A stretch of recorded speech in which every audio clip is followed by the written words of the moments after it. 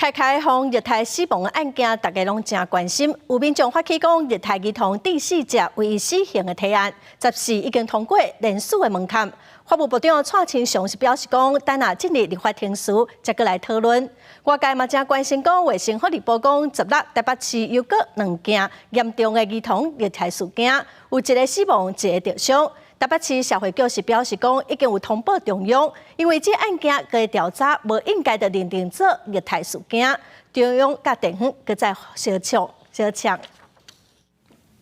最近虐童案后续嘅效应继续咧增加，几内立委提案要修法来加重虐童嘅刑罚。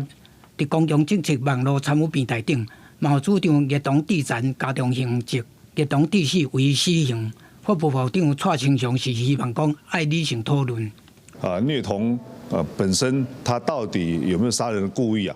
要看每一个案件的情节来认定。民间的意见，我们可以等待在适当的进入到立法程序的时候，大家可以理性的来探讨、来沟通。除了虐儿死刑修法的呼声愈来愈悬，卫生部16接到台北市通报2件哪像重大虐儿事件，2案拢是外国人的事实。其中一个查甫婴仔死亡，一个查某婴仔咧救治。央过台北市政府解释，社会局照程序进行二校重大保护事件通报，相验的结果也未出来，无适合性定调做虐儿事件。南营市原质疑中央咧带风向，林营市会局张启武讲，把事件扫给中央。我们就是依照规定进行重大儿童保护事件的通报，怎么会是甩锅或推卸？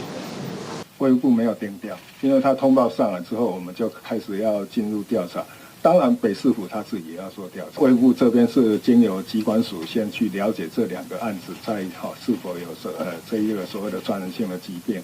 那这部分初步已经有了一些调查的结果。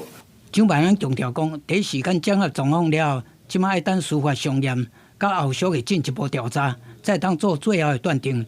中央甲地方上重要的是，要确保每一个囡仔拢会当互社安慢顾条咧，避免虐儿再次发生。记者综合报道。